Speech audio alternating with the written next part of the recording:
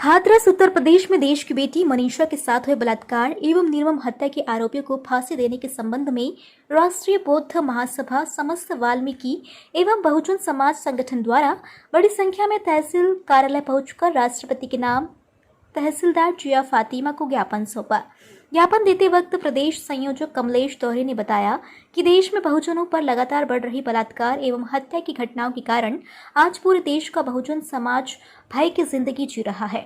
आए दिन बहुजन समाज की बहन बेटियों के साथ बलात्कार की घटना एवं हत्याएं की जा रही है। देश में कानून व्यवस्था अस्त व्यस्त होने से ऐसा प्रतीत हो रहा है कि आरोपियों के हौसले बुलंद हैं।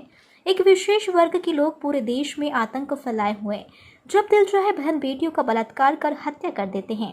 इसी निर्कंषिता के कारण हाथरस में बहुजन समाज की बेटी मनीषा के साथ कुछ दिन पूर्व 4 दरिंदों ने सामूहिक बलात्कार कर जुबान काट दी, रीढ़ की हड्डी तोड़ दी।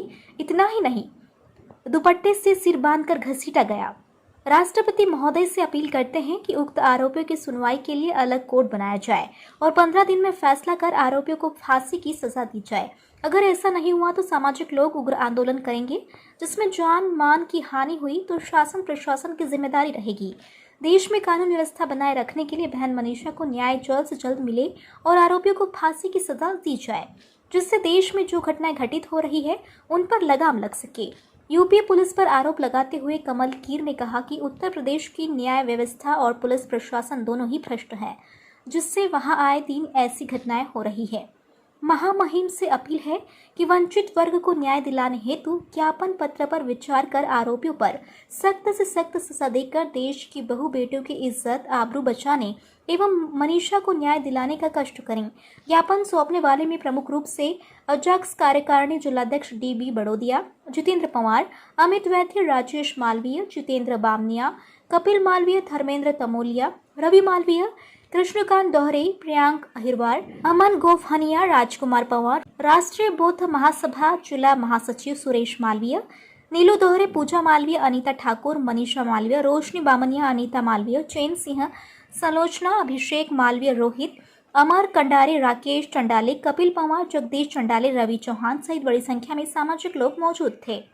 इच्छावा से जलील खान की रिपोर्ट। जिंदा है मनीषा, हम सब जिंदा हैं। मनीषा को न्याय दो, मनीषा को न्याय दो। ना हुई है, बहुत ही शर्मनाक हुई है। ऐसे अपराधियों को, ऐसे दरिंदों को जल्दी से जल्दी फांसी की सजा दी जानी चाहिए, ताकि कठिन से कठिन सजा देंगे जब भी लोगों में डर रहेगा और ऐसे अपराधियों को फांसी की सजा जल्दी दी जाए। यही प्रशासन से निवेदन है कि वो ऐसे अपराधियों को खुला ना छोड़े, उनको जल्दी से जल्दी सजा दे। कठिन सजा देंगे जब भी लोगों में डर रहेगा और ऐसे अपराधियों को फांसी की सजा जल्दी दी जाए।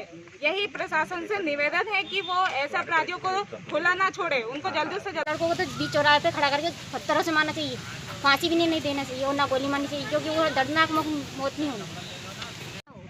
बेटी जब घर से निकले तो बाप को ये ना कहे कि बेटी सड़क पर संभल कर चलना, ये कहें कि बेझिझक चलना। जिस तरह बेटे घर सड़क पर चलते हैं ना खुलेआम, उसी तरह हमें भी चाहिए हक हमारा।